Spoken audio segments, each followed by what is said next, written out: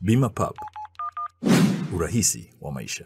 Nimewaita hapa niweze kutoa ufafanuzi kidogo na hatua ambazo kama serikali, kama wizara tumeamua kuzichukua baada ya kushauriana na management na wataalamu wangu.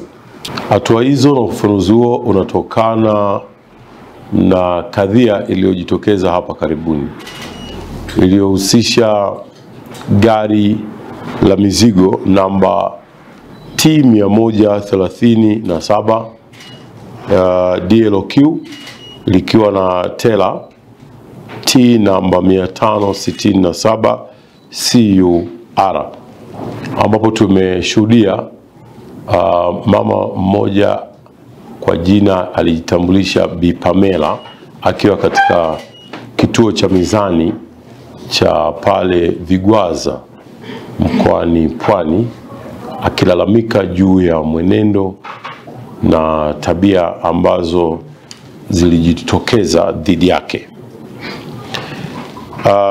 Sasa baada ya kufanya utaratibu wa kusikiliza kile ambacho yeye alichokilalamikia, nilitoa maelekezo moja kwa moja kwa wataalamu wangu kupitia katibu mkuu kunipatia taarifa ya nini ambacho kimesababisha kadhia ile. Na niseme tu kwamba baada ya kupata taarifa ile, taarifa inanionyesha kuwa ziko sintofahamu ambazo zilijitokeza kutokana na jambo hili. Kimsingi, ukisikiliza pande zote mbili, unaona kwamba liko tatizo la wazi ambalo limesababisha tufike katika hatua hii ya leo tuliyofikia. Na kwa msingi huo, baada ya kugundua kwamba liko tatizo, nimeamua kuchukua hatua zifuatazo kwa kumwelekeza katibu mkuu.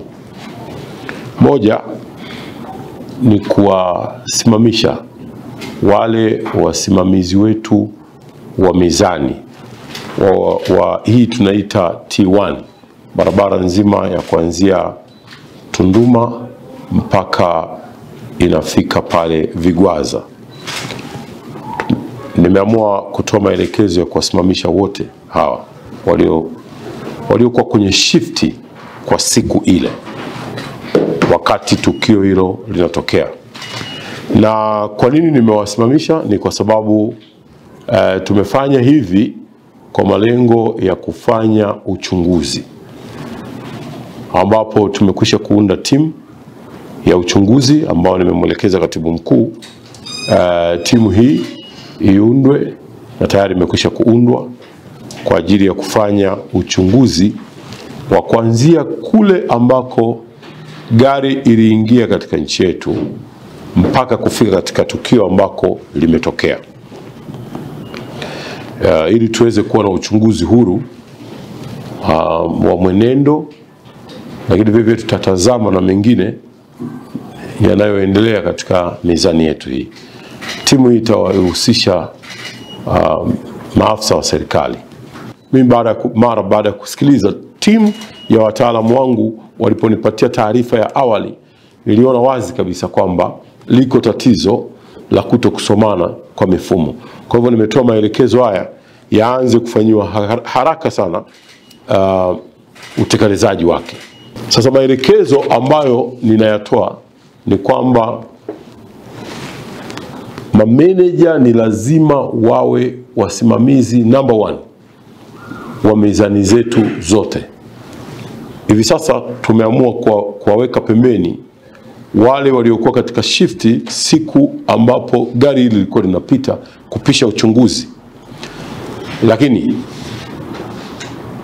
hapo mbele tutaanza mara moja mizani zitakazokuwa zikilalamikiwa, na mameneja tutawachukulia hatua pia. Uwekezaji wa serikali kwenye barabara ni mkubwa sana.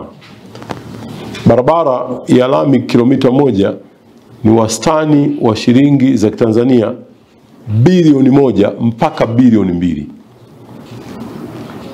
inategemea na mazingira ya eneo lenyewe linalokufanyiwa kazi, na pesa zinazotumika ni pesa za umma, na kwa hivyo ni muhimu sana wakati huo kuendelea kulinda rasilimali hii, kwa kuwa barabara zinapoharibika uwekezaji wake ni ghali sana, lakini si tu uwekezaji, na usalama wa watumiaji wa barabara wao wenyewe.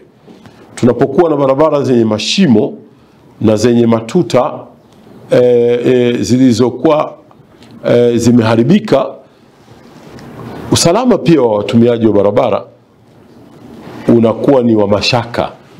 Kwa hivyo yote ni muhimu, mizani yetu ni muhimu sana ili kulinda uwekezaji wetu tuliofanywa katika barabara zetu, lakini pia vile vile kulinda usalama wa watu kwa kuto kupitisha mizigo isiyokuwa na sifa za kuweza kupita katika barabara kwa mujibu wa sheria zetu. Clever vipi? Mbona uko nyumbani saa hizi? Au na wewe shamba limekushinda kama mimi Unafeli wapi Mashaka? Yaani hadi leo unategemea kilimo cha mvua rafiki yangu? Mimi hapa nilipo naweza kuona kila kitu kwenye shamba langu. Watumishi wazembe na waona, nina mitambo ya kisasa ya umwagiliaji, nimeweza kuweka teknolojia za kisasa shambani, na mambo mengi yanaendeshwa kwa mitambo tu. Ingekuwa hujamaliza pesa, ningekuambia unipe oda zako. Mashaka, acha ushamba. Ina maana kazi yote inayofanywa na serikali ya awamu ya 6 wewe huoni? Hakuna kijiji cha Tanzania ambacho hakijafikiwa na nishati ya umeme. Yaani serikali ya awamu ya 6 haina deni. Wewe jitahidi, fanya maombi, lipia uletee umeme haraka mpaka shambani kwako. Mimi nayaweza yote haya kwa kuwa gharama za uendeshaji ni nafuu sana nikitumia nishati ya umeme. Utajanjaruka lini Mashaka wewe? Nishati ni maendeleo.